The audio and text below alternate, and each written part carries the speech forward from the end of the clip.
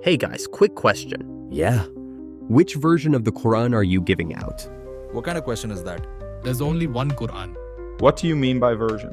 You Christians are obsessed with versions. That's the Bible, not us. Thousands of Bibles, changed, corrupted.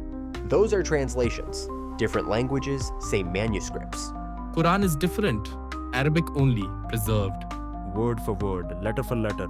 But even in Arabic, there isn't just one. That's false. You don't know what you're talking about. There are just different recitations, same Quran. Wait, what are you saying is different? Like pronunciation? No, different written words. No way, that's a lie. You're confusing people. Islamic scholars don't deny this. They call them qirāʻāt. Qirāʻāt don't mean different Qur'ans. But each qirā'a has its own written text. They all come from Allah, so it doesn't matter. That's a theological explanation. But the claim I keep hearing is there is only one Qur'an. So, how many are you saying there are? 10 accepted readings, each with 2 main narrations. That's about 20. Those don't count as different. You're playing word games. Even verse counts change depending on which Qur'an you're holding. That doesn't change the message. Maybe not, but it changes the claim of only one. Show us a real difference. Something that actually changes meaning. Yeah, show us. Fair enough. Let's look at the Arabic itself. I know you are going to say that I'm not an Arabic speaker and wouldn't be able to understand, but you can always check in your own time. If you're gonna claim different Qur'ans, prove it. Fair. We'll keep it simple. There are more than 20, but most Muslims use Ḥafṣ, and North Africa uses Warsh. Same Arabic. Official texts. Okay, go on. Alright, first one. You can check it yourself later. In Surah 1.4, in Ḥafṣ, the word means owner of the day of judgment. In Warsh, it means king. That's the same thing. Is it? A king can rule what he doesn't own. An owner owns even what he doesn't rule. Allah is both.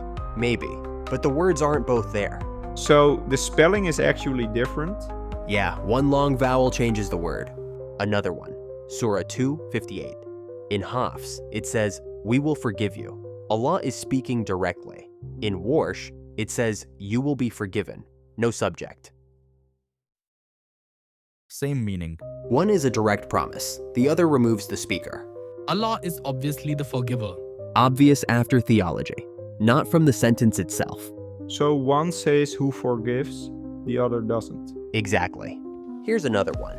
Surah 66-12. In Ḥafṣ, Mary is said to believe in the book of her Lord. That's singular. In Warsh, it says she believed in his books. That's plural. That just means revelation in general. Now, general meaning doesn't erase the wording, The belief is the same. but the statement isn't. So one says one book, and the other says many. That's exactly what the Arabic says. This one's hard to brush off. Surah 3:146. In Ḥafṣ, it talks about prophets who fought alongside believers. In Warsh, it says prophets were killed alongside believers. No way. That's not true. Different verb, different meaning. Both could be true. But each Qur'an only prints one. So one talks about battle, the other about martyrdom. That's the difference. Last one for now. Surah 21:4. In Ḥafṣ, it reads like the prophet is already speaking. He said, in Warsh, it's Allah telling him what to say. Say. That's small. Who's talking matters? Not enough to matter. Enough to not be identical. So narrative versus command again. Yeah. These aren't accents, not melody, not English translations. Same language, different words. So what's your point? Just this. If there's only one Qur'an, why do we keep needing to explain why they don't match? Those differences don't affect Islam. Yeah, none of that changes how we practice. Okay, then let's look at practice. Like what exactly? You know the verse about making up missed fasting? Surah 2:184. In Ḥafṣ, the wording is singular. Feed one poor person. In Warsh, the word is plural. Feed poor people. Same ruling. Same explanation, different wording. Scholars already dealt with that. Scholars come after the text. If someone reads Ḥafṣ, the Arabic says one. If someone reads Warsh, it literally says more than one. That's not style, that's number. So the spelling itself changes? Yeah, singular versus plural. But Islam isn't built on one word. Law is. This verse isn't storytelling, it's tied to forgiveness. All the judge's intention. Intention doesn't change obligation. Another one that affects practice is one we saw before. Surah 2:1-125. In Ḥafṣ, the wording tells people to take Abraham's station as a place of prayer. That's a command. In Warsh, it says they took it. That's just describing what happened. Context explains it. Context doesn't turn history into law, The practice is the same. but the instruction isn't. So one Quran commands it, the other doesn't. That's what the Arabic says. Even authority changes. In Ḥafṣ, the prophet is already speaking. In Warsh, Allah tells him what to say. This is getting ridiculous. You're overanalyzing. Law depends on who gives the command. If Allah preserved one Quran, why do legal duties depend on which one you read? All of them are from Allah.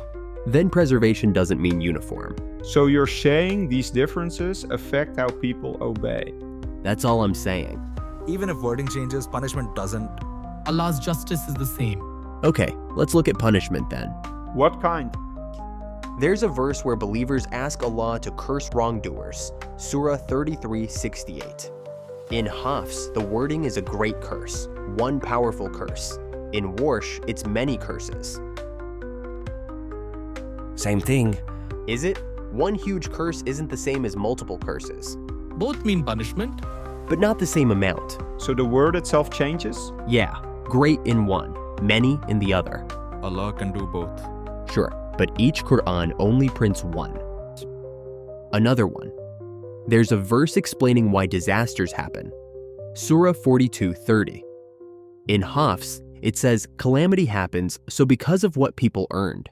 It sounds like a direct consequence. In Warsh, it just says calamity happens because of what people earned. No sequence. Just a statement. That's grammar. Grammar decides meaning. One says punishment follows your actions. The other just says punishment exists because of them. So one sounds more like cause and effect? Exactly. Here's another. There's a verse where people demand angels as a sign. Surah 15:8. In Ḥafṣ, Allah says, "We do not send down the angels except with truth." In Warsh, it says the angels do not come down except with truth. What's the difference? In one, Allah controls judgment directly. In the other, it sounds like the angels themselves decide when to come. That's implied anyway. Implied, but not written. When punishment is described differently, severity changes, cause changes, authority changes. At what point do we stop calling them identical? You're exaggerating. You're trying to weaken faith. I'm testing a claim, So your point is not that Allah changes. but that the text does. So what does all this mean? It means preservation doesn't look the way it's claimed. Let me ask you something simple. When you say the Quran is perfectly preserved, what do you mean by that? One Quran, no changes. Word for word. Letter for letter. Okay, so if two official Arabic Qurans have different words, is that still word for word? They all come from Allah. That answers why you accept them, not what preservation means. Preservation usually means you can point to one standard text. But here, every time there's a difference, you have to explain it away. So you're saying preservation doesn't mean uniform? Exactly. If preservation means multiple forms are all correct, then preservation no longer means one. Let's be honest. If a Christian said, God preserved the Bible in many different wordings, would you accept that? The Bible has contradictions. That's a different conversation. Right now, we're talking about the claim. You can say, the Quran is preserved in meaning, or the Quran is preserved in multiple versions, or the Quran is preserved through explanation. But you can't say, there is only one Quran, word for word, because the Arabic text itself disagrees. So what would you call it? A collection of officially approved Qur'ans. That doesn't mean Islam is false, but it does mean the slogan doesn't survive the text. So what's your point? Just this. If preservation needs explanations, then it isn't what people are told it is. So, what now? Nothing, really. I'm not here to win anything. I just wanted to give you something to think about. All right. Yeah. Appreciate you guys talking with me. Take care.